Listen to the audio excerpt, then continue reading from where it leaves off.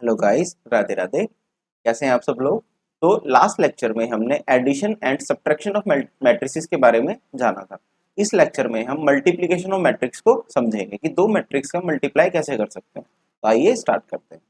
देखो, सबसे पहले हम लिखेंगे two matrices A and B can be multiplied. दो मैट्रिक्स ए और बी कब मल्टीप्लाई करी जा सकती हैं? If number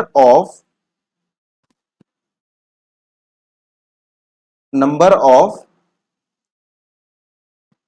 columns in A equal हो जाए number of rows in B. A हमारा क्या होगा? प्री मल्टीप्लायर, पहले नंबर पे जो आएगा, और बी हमारा होगा पोस्ट मल्टीप्लायर, मतलब जो बाद वाले नंबर पे लिखा है। जैसे ए पहले पे लिखा है और बी बाद में लिखा है। तो दो मैट्रिक्स ए और बी का मल्टीप्लाई हम तभी कर पाएंगे जब ए के नंबर ऑफ कॉलम किसके इक्वल हो जाए? बी की नंबर ऑफ रोज के इक्वल हो जाए। तो अगर हमारे पास दो मैट्रिक्स हैं, ये कोई मैट्रिक्स ए है, ये कोई मैट्रिक्स बी है। हम सपोज करते हैं ए का ऑर्डर है हमारा m इंटू एन और बी का ऑर्डर है n इंटू क्यू। तो इनका मल्टीप्लीकेशन तभी पॉसिबल हो पाएगा जब इसके तो कॉलम और इसकी रो क्या होनी चाहिए? इक्वल। मतलब ए के कॉलम बी की रो के इक्वल होने चाहिए। जो पहले नंबर पे है उसके कॉलम देखने हैं, दूसरे नंबर वाले की रो देखने हैं, तभी मल्टीप्लिकेशन पॉसिबल है दो मैट्रिक्स का। अगर इसके कॉलम दूसरे मैट्रिक्स की रो के इक्वल नहीं है तो मल्टीप्लिकेशन पॉसिबल नहीं होगा। अच्छा सर, और जो नया मैट्रिक्स आएगा ना ए बी, जो नया मैट्रिक्स आएगा ए बी, उसका ऑर्डर क्या होगा? उसका ऑर्डर भी पता चल सकता है। हाँ जी, जो नया मैट्रिक्स आएगा ए बी, उसका ऑर्डर होगा m इंटू क्यू। मतलब बाहर बाहर वालों को ले लेना है हमें। किसको ले लेना है? बाहर बाहर वालों को। बाहर इसमें m है और इसमें q है, तो नए मैट्रिक्स का ऑर्डर आएगा जो ए बी बन के आएगा उसका m इंटू क्यू। अच्छा, एक एग्जांपल देखते हैं। मल्टीप्लिकेशन करने का एक मेथड होता है, अब वो भी मैं बताता हूँ। चलो एग्जांपल से देखते हैं। एक मैट्रिक्स है कोई ए, 2 -1 4 7। एक कोई मैट्रिक्स है बी, 5 2 -1 1 6 9। हमें इन दो मैट्रिक्स का मल्टीप्लाई करना है। क्या करना है? इन दो मैट्रिक्स को मल्टीप्लाई करना है, यानी कि हमें ए बी बताना है। तो ए बी क्या होगा? सबसे पहले हम देखेंगे क्या ए बी एग्जिस्ट करेगा। इसका ऑर्डर क्या होगा? 2 इंटू 2। इसका ऑर्डर क्या होगा? इसमें रो कितनी है? 1 2 3 और कॉलम कितने हैं? 2। तो क्या इसके कॉलम और इसकी रो इक्वल है? नहीं है। तो ए बी एग्जिस्ट करेगा? A B does not exist. A B exist ही नहीं करेगा। क्यों? एग्जिस्ट तब करता जब इस पहले वाले के कॉलम दूसरे वाले की रो के इक्वल होते। एक और एग्जांपल से देखते हैं।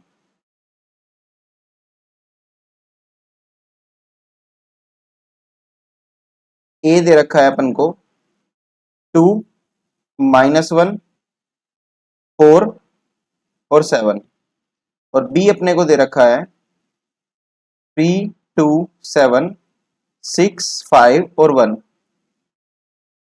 ए दे रखा है 2 -1 4 7, बी दे रखा है 3 2 7 6 5 1। इसका ऑर्डर देखते हैं। सबसे पहले इसका ऑर्डर है 2 इंटू 2। इसका ऑर्डर कितना? इसमें रो है कितनी? 2 और कॉलम कितने हैं? 3। तो क्या ए बी एग्जिस्ट कर जाएगा? इसके कॉलम और इसकी रो इक्वल है? हाँ जी सर, बिल्कुल है। तो ए बी एग्जिस्ट कर जाएगा। तो सबसे पहले हम लिखेंगे ए बी एग्जिस्ट। ये हमने सबसे पहले चेक कर लिया।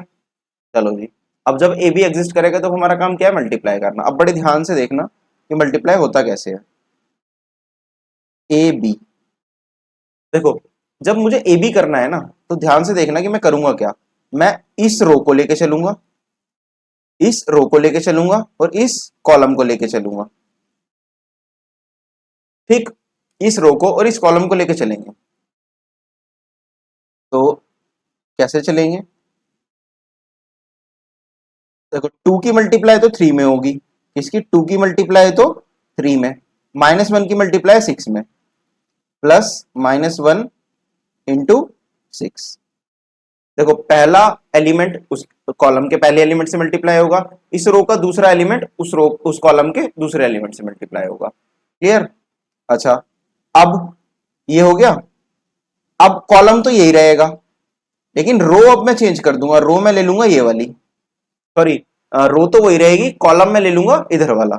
तो सेकंड एलिमेंट मेरा आएगा 2 की मल्टीप्लाई तो 2 से होगी, प्लस -1 की मल्टीप्लाई 5 से होगी। ये हमारा दूसरा एलिमेंट आ जाएगा जो नया मैट्रिक्स बनेगा ए बी। अच्छा, अब मैं क्या करूंगा, ये कॉलम से हटके अब मुझे थर्ड एलिमेंट चाहिए। अब मुझे कौन सा एलिमेंट चाहिए? थर्ड वाला। तो देखो थर्ड वाला एलिमेंट में कॉमन क्या बैठ रहा? थर्ड वाले एलिमेंट में ये रो और ये कॉलम है। अब मुझे कॉलम कौन सा लेना पड़ेगा? ये वाला। तो मल्टीप्लाई किसकी करूंगा मैं? 2 की मल्टीप्लाई तो होगी 7 के साथ, प्लस -1 की मल्टीप्लाई किसके साथ होगी? 1 के साथ। अच्छा, ये क्लियर है? अब देखो नए मैट्रिक्स का ऑर्डर हमने अभी ऊपर जाना था, कैसे आता है? इसका बाहर वाला ले लो यानी कि 2, और इसका बाहर वाला ले लो बी का भी, तो 2 इंटू 3। नए मैट्रिक्स का ऑर्डर 2 इंटू 3 आने वाला है, मतलब 2 रो होंगे और 3 कॉलम होंगे। तो अभी एक रो यहाँ पे और आनी बाकी है, यहाँ पे और यहाँ पे 3 एलिमेंट और आएंगे। तो देखते हैं वो क्या आते हैं। अब हम क्या करेंगे, इस रो को स्किप करके अब नीचे वाली रो पे शिफ्ट होएंगे। किस पे शिफ्ट होएंगे? नीचे वाली रो पे। तो अब मुझे मल्टीप्लाई करने के लिए ये वाली तो रो चाहिए और ये वाला कॉलम चाहिए सबसे पहले इधर वाले एलिमेंट के लिए। तो देखते हैं क्या आता है। 4 की मल्टीप्लाई तो 3 के साथ होएगी, प्लस 7 की मल्टीप्लाई 6 के साथ होएगी। अच्छा, अब ये वाला एलिमेंट आ गया। अब जो नेक्स्ट एलिमेंट है उसमें ये वाली तो रो आ रही है और ये वाला कॉलम आ रहा है, तो चेंज कर लेते हैं। अब मैं कौन सी रो लूंगा? ये वाली कॉलम। तो जो नया मैट्रिक्स आएगा, रो तो रहेगी मेरी 7 वाली और कॉलम हो जाएगा 2 5 वाला। तो 4 की मल्टीप्लाई 2 से, प्लस 7 की मल्टीप्लाई 5 से होगी। अब इस कॉलम से मेरे को शिफ्ट होना पड़ेगा नेक्स्ट कॉलम में, क्योंकि नेक्स्ट एलिमेंट की बारी आ गई। तो मैं कौन सा कॉलम लूंगा? ये वाला। तो अब मैं क्या करूंगा, 4 की मल्टीप्लाई करूंगा 7 से, प्लस 7 की मल्टीप्लाई करूंगा 1 से। मल्टीप्लीकेशन बस अब ऐड करके आंसर आ जाएगा। आंसर आएगा आपका 2 3 जा 6, 6 माइनस 6 0,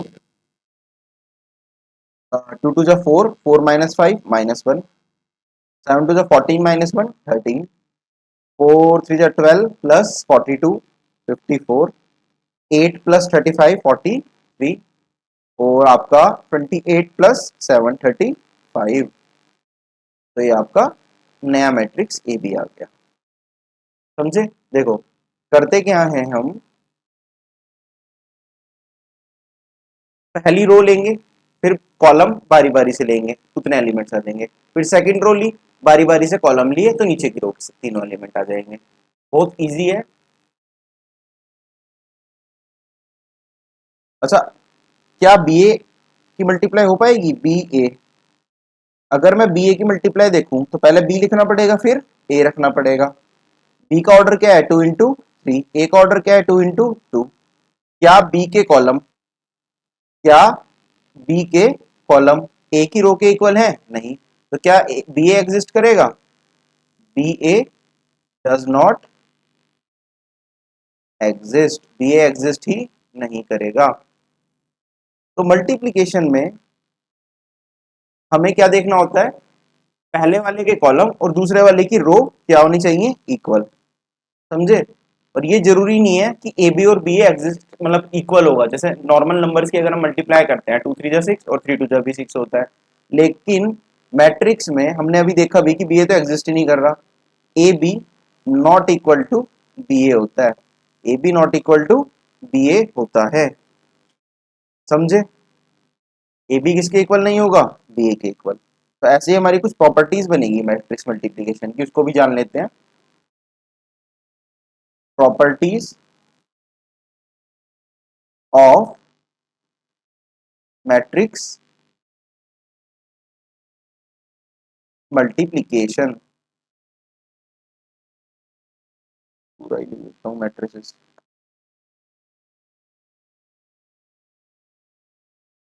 मैट्रिसेस मल्टीप्लीकेशन की कुछ प्रॉपर्टीज होती हैं। पहली प्रॉपर्टी आती है कम्यूटेटिव प्रॉपर्टी, यानी कि ए बी और बी ए क्या इक्वल होंगे? नहीं होंगे। कम्यूटेटिव प्रॉपर्टी मैट्रिक्स में सेटिस्फाई नहीं होती। A B not equal to B A, MCQ के लिए इंपॉर्टेंट पॉइंट बनेंगे, ध्यान रखना। सेकेंड प्रॉपर्टी एसोसिएटिव आती है, change of bracket, associative property,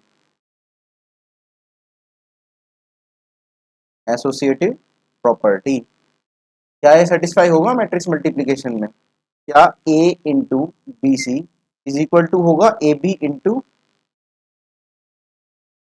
सी के? हाँ जी, एग्जिस्ट करेगा। एसोसिएटिव प्रॉपर्टी सेटिस्फाई हो जाएगी, क्योंकि इसमें हम ऑर्डर नहीं चेंज कर रहे। ए बी सी जिस तरह से लिखे हैं उसी तरह से लिखे होने चाहिए, चाहे मल्टीप्लाई आप पहले इनके कर लो या बाद वालों के कर लो, उससे फर्क नहीं पड़ता। ऑर्डर आगे पीछे नहीं होना चाहिए, बस मेन थिंग वो है। डिस्ट्रीब्यूटिव प्रॉपर्टी की बात करूं अगर मैं, कौन सी property? Distributive property. Distributive property क्या बोलती थी? A plus B into C is equal to A C plus B C, या A into B plus C is equal to A B plus A C. क्या matrix multiplication addition के ऊपर distributive है? हाँ जी, बिल्कुल है।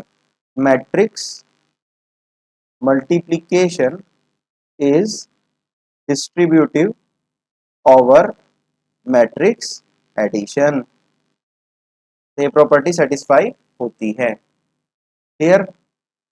अच्छा, और मल्टीप्लिकेटिव, मल्टीप्लिकेटिव आइडेंटिटी,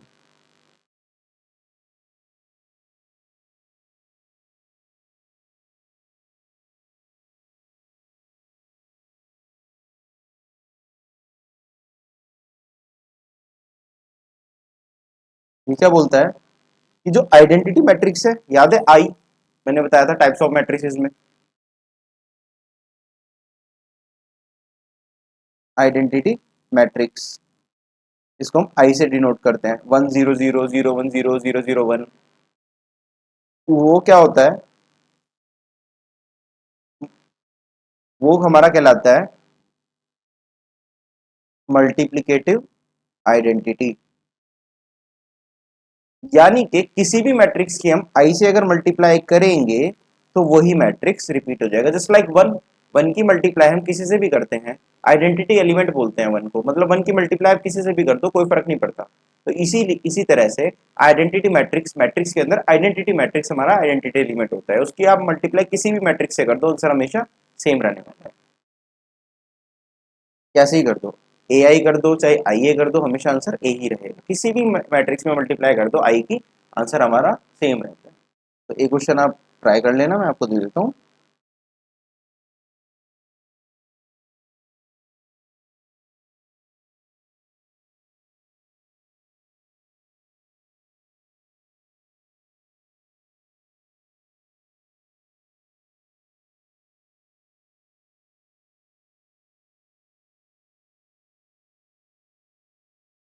इसको एक बार ट्राई कर लेना घर पे, अगर आप करना चाहो तो वीडियो अच्छी लगी हो तो लाइक करना, शेयर करना, चैनल को सब्सक्राइब करना। Thank you.